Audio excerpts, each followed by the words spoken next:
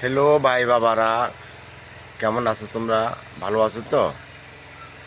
তোমরা নামাজ পড়তে যাও, আর একটা ছেলে নামাজ পড়ে, বাকি দুই তিনজনে মিলে ওই ছেলেটা নামাজ অবস্থায় পিছের পা ধরে বার করে নিয়ে আসো। আসলে আমাদের জান্নাতের চাবিকাঠি হলো নামাজ। মসজিদে যাও, নামাজ পড়ো, আর বাকি দুই তিনজনে মিলে ওই ছেলের নামাজ থেকে পিছের পা ধরে টানে বাইর করে নিয়ে আসো।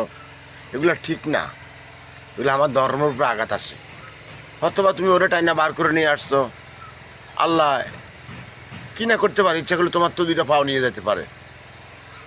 তো আসলে তোমাদেরকে আমি বলি, বাবা, যারা দুষ্টামি করছো, ভুল করছো, আল্লাহর কাছে ক্ষমা চাও। বলবা যে আল্লাহ, আমার এই ধরনের ফাজলামি থেকে আমাকে মাফ করে দাও, তোমার কাছে ক্ষমা চাই। নতুবা এই সমস্ত ফাজলামির কারণে তোমার দুইটা পাও চলে যেতে পারে। আল্লাহর কাছে তওবা করো, যে তার মায়ের রমজানের মাস, বরকতের মাস, বিশাল বড় অন্যায় করে ফেলছো। ঠিক আছে, তোরা ছোটো মানুষ, ভুল করে বলছো, আল্লাহ ক্ষমা দিলে এখনও ক্ষমা দিতে পারে। ক্ষমা তো আর আল্লাহর কাছে চাইলে কেউ দেখবো না, তোমার মনের থেকে তুমি ধীরে ধীরে চাও, মনে মনে চাও, আল্লাহ তোমার ক্ষমা করতে পারবে। আমি ভুল করছি, আল্লাহ তুমি আমাকে ক্ষমা করে দাও। নাহলে এই পাপের কারণে তোমার একটা হাত একটা পা সরে যেতে পারে। আর তোমাদেরকে আমি সতর্ক করে দিই, এই ধরনের দুষ্টামি আর মসজিদে করবা না। প্লিজ ভাই বাবারা, যে ছেলে সন্তান যারা আছো, মসজিদে এই ধরনের দুষ্টামি করবা না। কারো পাও নিয়ে টানাটানি ফাঁসটাফাঁসি এগুলো করবা না।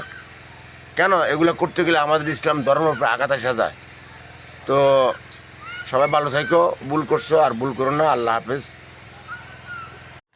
আমি চাঁদপুর রাগের মুরব্বী, দেখেন তো আমাকে কেমন লাগে। অসাধারণ, দেখছেন শুট, দেখছেন আমার ছেলে সৌদি থেকে পাঠাচ্ছে, আলহামদুলিল্লাহ কেমন লাগে। হ্যালো গাইস, ইস, হ্যালো গাইস, আমার খুশিতে মন ভরে যেতে আছে। একটু কোনো বড় টড়ই কিছু নেই না রে, ঠিকই তো আছে। আলহামদুলিল্লাহ গাইস, আপনাদেরকে সেলুট। আপনারা সবসময় আমার একটা ফলো দিয়ে রাখবেন, যাতে আমি ভিডিও ছাড়ার সাথে সাথে আপনাদের পাই যান। Thank you, thank you, thank you.